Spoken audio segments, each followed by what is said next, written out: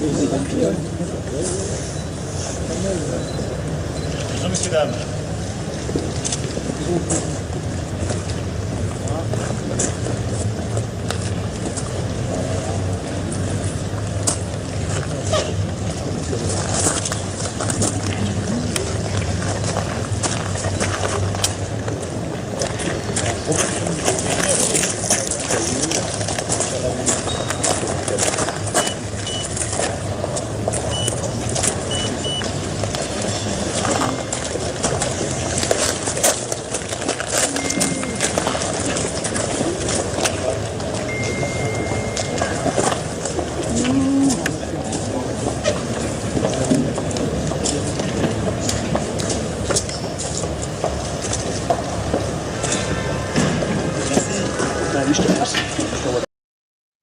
Touching, isn't it?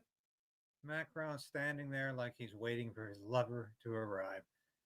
No further comment is necessary. That's that. When we come back, and by the way, good morning. Welcome to Monday. Here we are, February 10th, 2025.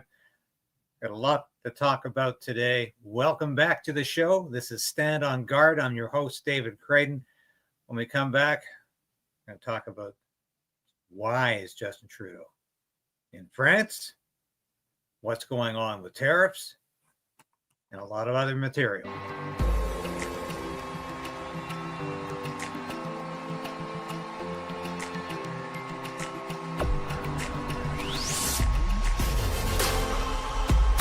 We need political change, but we also need the resolve to resist.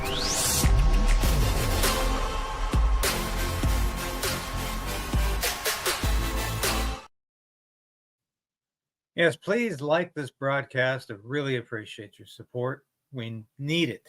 We always do. And when you like the broadcast at this point, it helps us overcome the YouTube algorithm, which is generally not pointed in my direction. But I thank you for that. And if you haven't subscribed to my station, please do so. And if you need to resubscribe, we appreciate that too. It's all part of what we do here. Before I proceed to, I think, what will amount to a mini fireside chat, before I get into the material, I want to congratulate my pastor. Here he is, Senior Pastor Doug Anderson of the Lighthouse Free Methodist Church, Carleton Place. Pastor Doug was celebrating 30 years in the position yesterday during church, and afterwards we cut the cake here. And we just want to say, Pastor Doug, what a blessing you have been to our lives. Hope you have 30 more years. As you joked yesterday, you were 10 when you arrived. You have done a superlative job. I really love you so much as a spiritual leader, as a shepherd, or as you like to call yourself, the sheepdog who brings us to the chief shepherd, Jesus.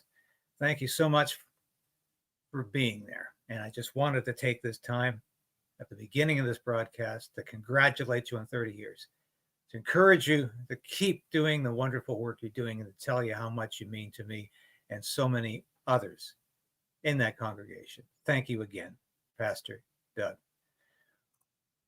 Well, what's going on with Pierre Poilievre? That's what I really want to address, first of all, because there's an event coming up, and stupid me kept saying it was on Friday. No, it's on Saturday, February 15th. Friday, we might have some news from the Supreme Court about the challenge to the prorogation of Parliament. We might have some huge news on February 14th, which of course is also Valentine's Day. We'll be taking time out to say happy Valentine's Day at that point. But it's also the third anniversary of Justin Trudeau invoking the Emergencies Act in 2022. Remember it well. I was downtown Ottawa covering the event at the time for Human Events. and was still very much caught up in what was the Freedom Convoy without quotation marks. It was the Freedom Convoy. And it's one of our mugs, by the way. I don't always stop and point that out, but this is one of our mugs. It was the Freedom Convoy. But February 15th is a rally, Canada First rally at the Rogers Centre, downtown Ottawa, right next to the Rideau Centre, the same place where the Canada Strong and Free Conference is held every year. So this is a major event, and this will be integral to where Pierre Poilievre and the Conservative Party of Canada go in this upcoming election, which could be coming very, very soon. But I can tell you this, and I want to say this from the onset. I understand that Pierre Poilievre is in a very difficult position. Very difficult. And I am not sure what kind of advice I would give him beyond the obvious. But what's the right advice?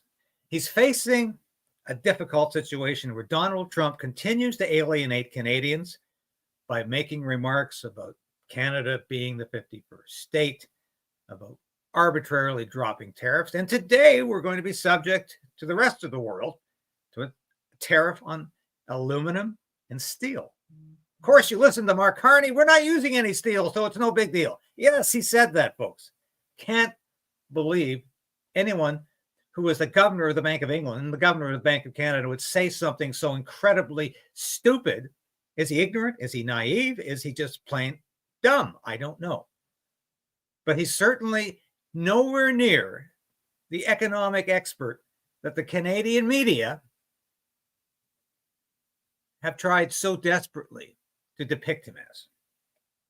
But Poilievre's in a difficult position because if he goes after Donald Trump too strongly, he alienates the conservative base that likes Donald Trump. And I like Donald Trump, but every day I'm getting madder and madder at Donald Trump because he's helping Justin Trudeau. Justin Trudeau wants a trade war. Justin Trudeau wants to run against Donald Trump. Mark Carney wants to run against Donald Trump. Mark Carney wants to demonize the United States under Donald Trump.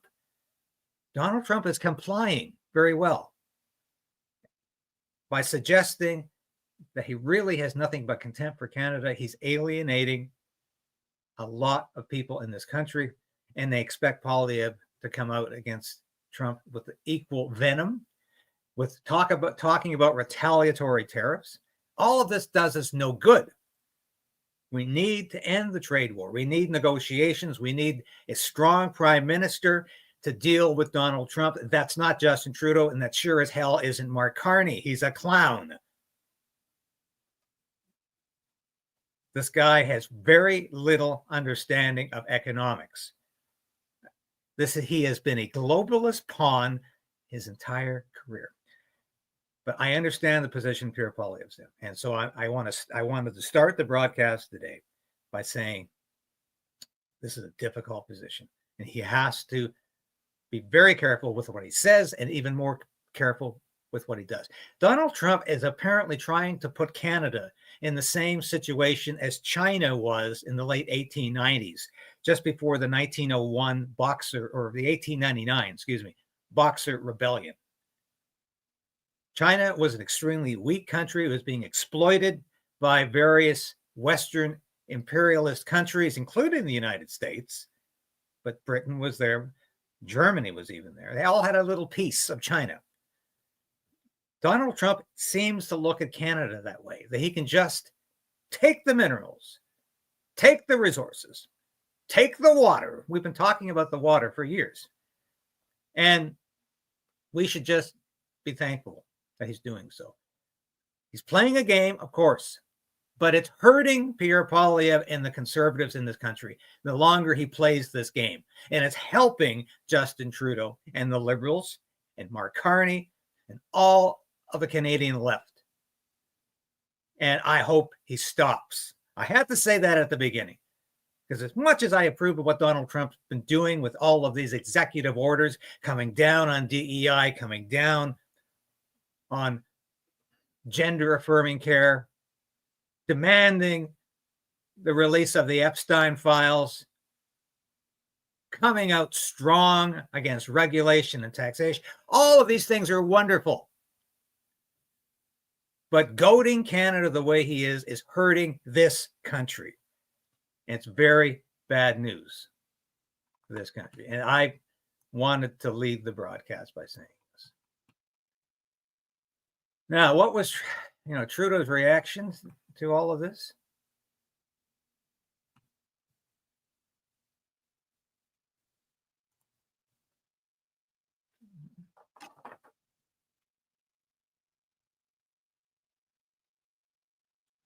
We are still in a situation here where we're going back into a COVID-like shell.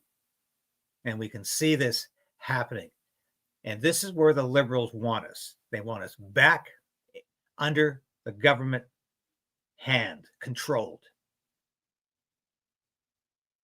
And this is an uninformed mob that we're dealing with. I can't put it there's a mob mentality out there. Let's get Trump. Let's get the US. Let's strike back.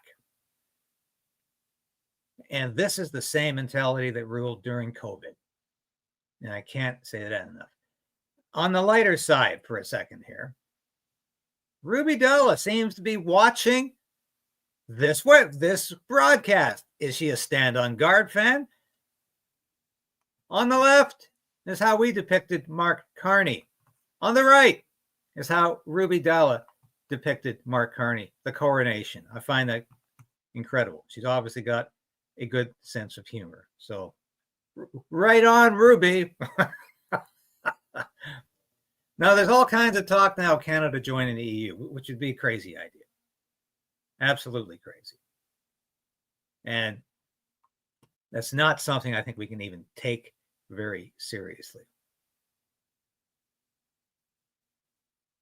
But Doug Ford has been asking a question.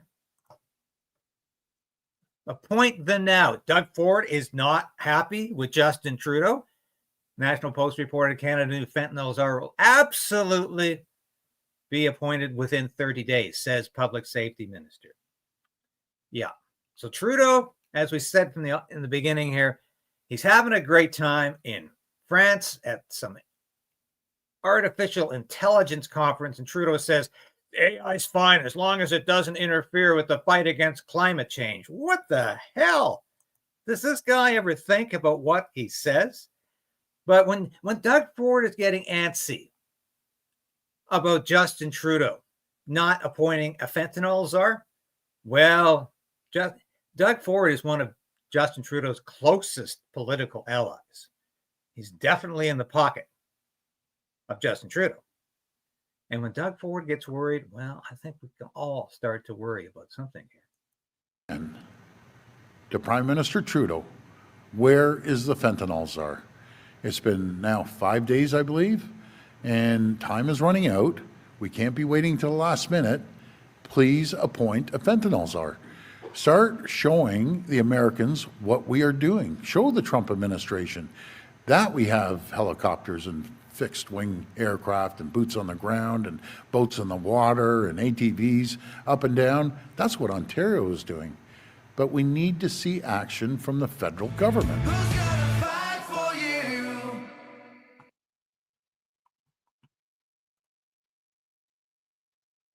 Now, why do we need to see action? Not only because Donald Trump's demanding it, but because there is a fentanyl problem.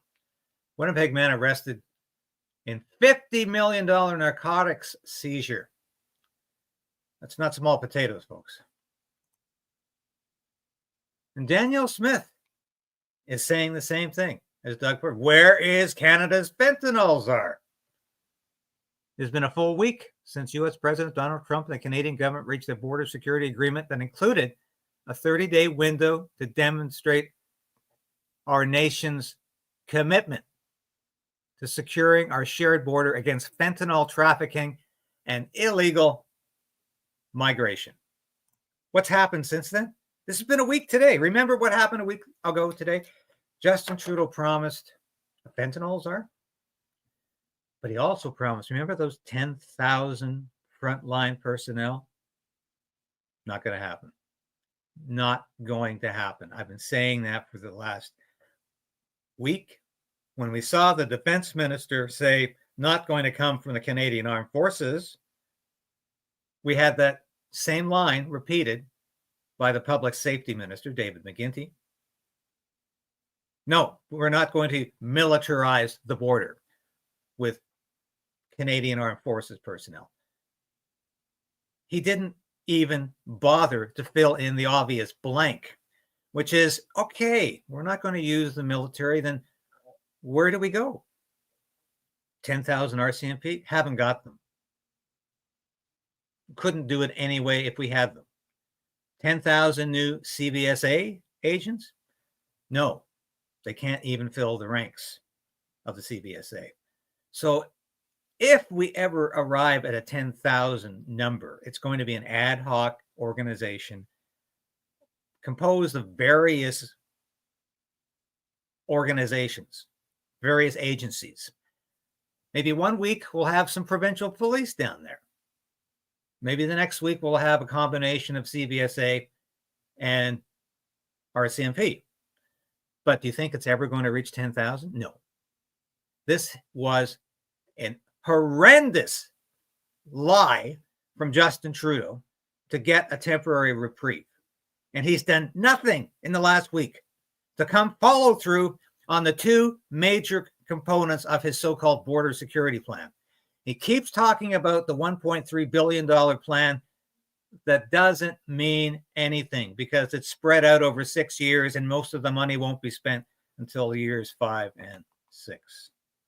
Now that is beyond belief, but that is the kind of government we have. Now, lots of folks are talking about, well, you know, what are we going to do about joining the states? Now, look at this. You announced tariffs. Let's read this again. 73% say they're more likely to vote Liberal because of Trump. Now, this is Frank Graves of Ecos, and I don't trust Frank Graves' polling. But he says in new polling, we find that 14% of voters say they would be more likely to vote for the CPC given election of Trump. 73% of voters say they are now more likely to vote the Liberal Party of Canada because of Donald Trump. Now, I don't put any faith in this man's polling, but it's nonetheless very interesting. You announced tariffs on Canada and Mexico. You immediately got action from both of them on border security and drug interdiction. I did. A lot of action that nobody expected. Is that good enough? No, it's not good enough. So more needed in 30 days. Something has to happen. It's not sustainable, and I'm changing it. You know, the Prime Minister said this weekend to a group of Canadian businessmen, he was a private meeting, he said that your wish for Canada to be the 51st state is a, quote, real thing. Is it a real thing? Yeah, it is. I think Canada would be much better off being a 51st state because we lose $200 billion a year with Canada, and I'm not going to let that happen. All right. Once again, wherever he picked up that $200 billion number, I have no idea, but it's completely fallacious. The trade deficit the Americans have with Canada is nowhere near $200 billion. It's about $95 billion, and that includes the oil and gas. Take the oil and gas out, the U.S. has a trade surplus with Canada. So we have to point the facts out. When Donald Trump keeps repeating something that's not true, I'm going to say it's not true. It's too much. Why are we paying $200 billion a year, essentially in subsidy to Canada? Now, if they're a 51st state, I don't mind doing it. You said the tariff is a beautiful word. There are some signs in the markets, consumer confidence, that they're a little jittery. So if all goes to plan, when do you think families will be able to feel prices going down, groceries, energy, or are you kind of saying to them, hang on, inflation may get worse until it gets better? No, I think we're going to become a rich... Look, we're not that rich right now. We owe $36 trillion. That's because we let all these nations take advantage of us. Same thing, like 200 billion with Canada. We owe 300. We have a deficit with Mexico of $350 billion. I'm not going to do that. I'm not going to let that happen. How does this align with America First? Because it makes us bigger, stronger, and better. Canada, we'll see what happens with Canada, but the people of Canada would be paying less than half of the tax.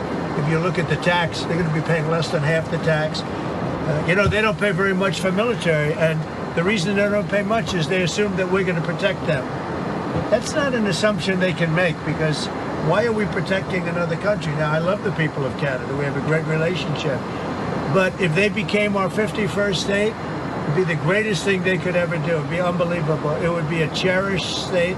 And think of how beautiful that country would be without that artificial line running right through it. Somebody drew it many years ago with a ruler, just a line.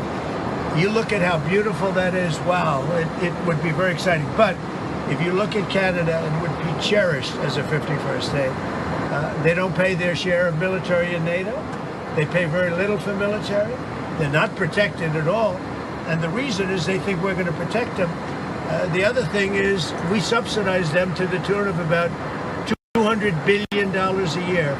If we stop doing that, if we stop allowing them to make cars through tariffs and other things, cars, trucks, etc., what they make, they're not viable as a country. So we're making our country larger. We're making our country stronger. And in the case of Canada, if this should happen, I don't know how they can do it without us, because without the U.S., Canada really doesn't have a country. They do almost all of their business with us. And if we say we want our cars to be made in Detroit, with the stroke of a pen, I can do that. And other things in addition to that would not allow Canada to be a viable country. Well, I don't know where he gets the $200 billion figure. And it's not a subsidy. It's called a trade deficit. But is the choice for Canadians going to be between becoming the 51st state or having endless liberal governments? Well, Justin Trudeau and Donald Trump seem to be working together for that in the eventuality to happen. There is a third option, which we almost had if Jagmeet Singh had had any gumption or gall or courage to bring down the Trudeau government before the prorogation occurred, we would be having an election right now. And we would be having a different government poised to take power. Now we're in a state of flux. We're in a state of total confusion. And nothing is as simple or as direct as it was only a couple of months ago. We missed an opportunity to bring down this liberal government under Justin Trudeau and replace it quickly. So now we're going through this endless cycle of this war of words, this constant threat of a tariff that'll affect all Canadian products, constant suggestion that we should become the 51st state, and it could have been otherwise. This is why we have to act wisely right now. And why I'm saying there is an option, a third option, and we don't have to become a 51st state. And we don't have to have endless liberal governments. We can still have a Canadian democracy that works. But we've got to move forward now and have new elections as quickly as possible. Because I don't know if Donald Trump wants to take over Canada. I don't know if he wants to buy Canada. I don't know any more than I don't know if he wants to really take over Gaza. But I do know we can do better in this country. To you, in your book, you enlisted an investment banker to come up with essentially how much Canada would be worth. What is the price tag number on that? Well, what we did was we went to the CIA World Fact Book, which has the figures, estimated figures of the value of the assets of every country in the world. So that was what we based it on. And we looked at natural resources such as forestry, water, naturally metals, minerals, fossil fuels. We looked at arable farmland. We looked at all of the things, the natural resource endowment of the two countries. And Canada came out $17 trillion higher, which worked out to $500,000 US for every man, woman, and child in Canada for our over contribution of assets to this merger. And that's the facts. I mean, that's not made up. And nobody's ever kind of put their number on it. I'm also, however, very concerned that Mark Carney would pull another Trudeau. And that is a good-looking guy with no credentials and no business experience telling us what he wants to hear. And once he gets in, he's a left-wing loser. That's what I'm worried about. Diane Francis, not mixing her words ever. That's all the time we have, but thank you both so much for joining us today. Yeah, that was a classic moment. I haven't seen Diane in quite a few years, and we're all getting older. Wonderful synopsis, though. But of course, don't think for a minute we're all going to get that money. That every individual Canadian is going to be parceled out that nice sum of money. Not going to happen any more than when the United States bought Alaska. Do you think the people living in Alaska got anything out of it? No, they didn't. So that's not going to happen. A lot of people out there saying, "Oh, I want my $1 million. Let's join the United States." You're not going to get $1 million. You're not going to get $1 million. That will probably be used to pay down the massive debt in this country before it ever joined the United States. But that's the reality of this. Now, I've saved this little bit here towards the end because I love to see Rosemary Barton of CBC totally decimated and upended. And it's quite obvious that Rosemary Barton doesn't, just like Melanie Joly rolled her eyes when a reporter asked a question about the fentanyl crisis in Canada. No. What fentanyl crisis?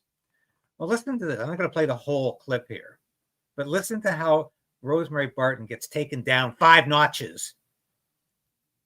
And she gets to understand that, yeah, we've got a drug crisis in Canada. One of the things that we have pointed to a lot over the past couple of weeks when responding to the president is the amount of fentanyl that crosses from Canada to the U.S., which is, as you know, very small. It was 43 pounds was seized at that border. But I understand you think that is not sort of something that we should be focusing on, the fact that it's a small amount, particularly compared to Mexico. Give me your thoughts. Well, several months ago, you had the biggest lab in the history of the world, taken over by the Royal Canadian Mounted Police in Vancouver. I mean, we'd never even seen anything like this. It made Breaking Bad look like, minor league. So that, and definitely where there was Chinese organized crime, possibly Iran as well. The facts have not been released by your government. It's so sort of astonishing that they haven't provided more information publicly, but I think they know they're sitting on a big scandal here.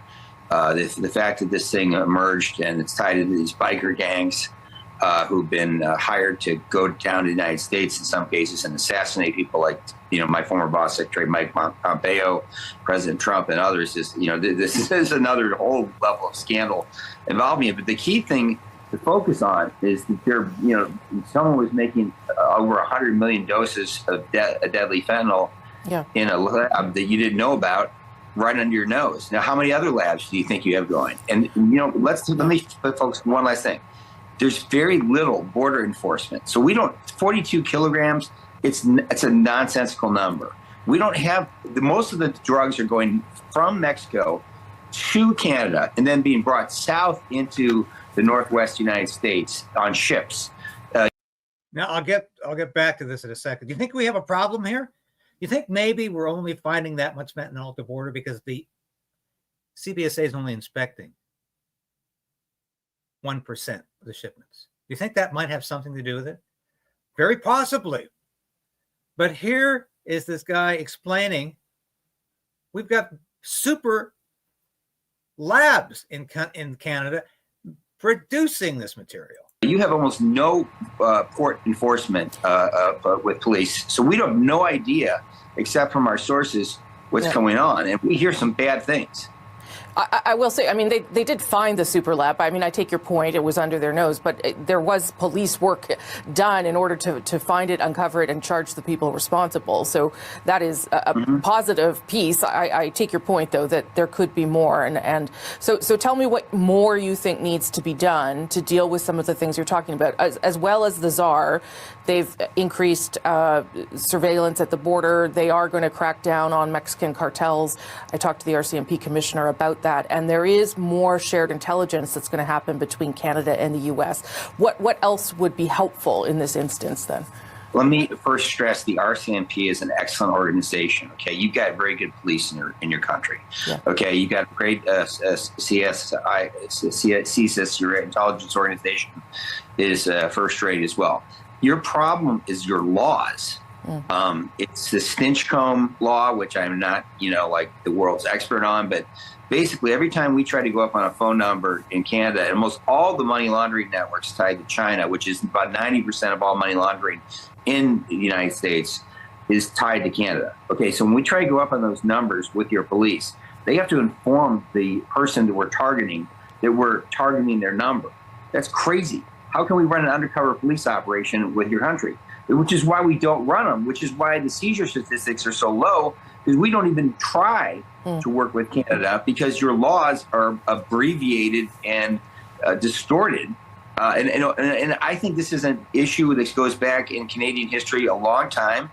You need to update your legal structures.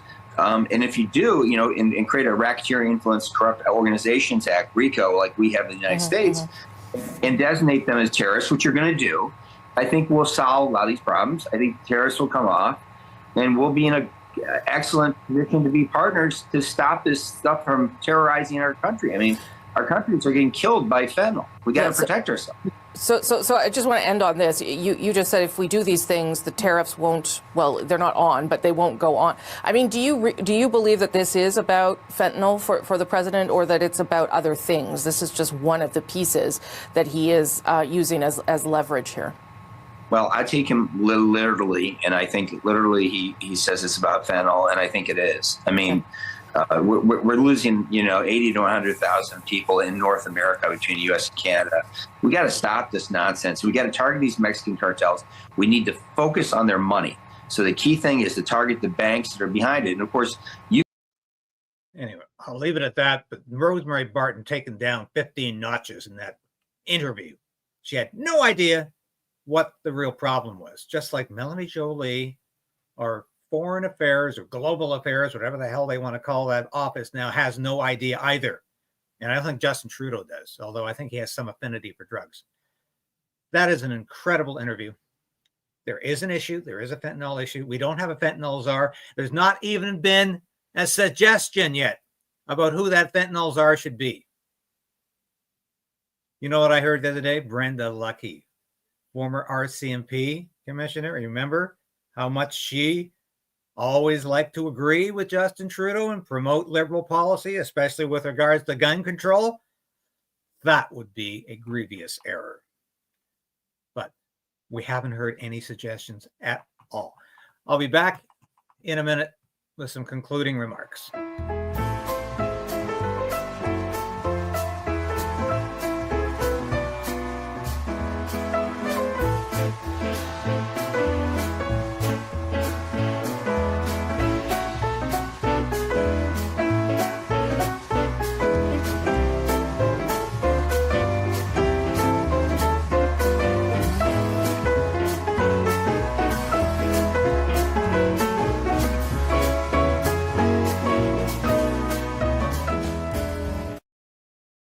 Thank you for watching today, folks. I'll be back again tomorrow. Let's continue to resolve to resist, and we need to fight back against this mob mentality that we can just lash out and expect to get good results. I encourage everybody to attend this rally on Saturday, February 15th, because we need an alternative, not only to the Liberals, but to becoming the 51st state tomorrow or next week. We need an irrational, conservative, small c, conservative, small l, libertarian response. Thanks for watching. I'll be back again tomorrow with all the news you need to know.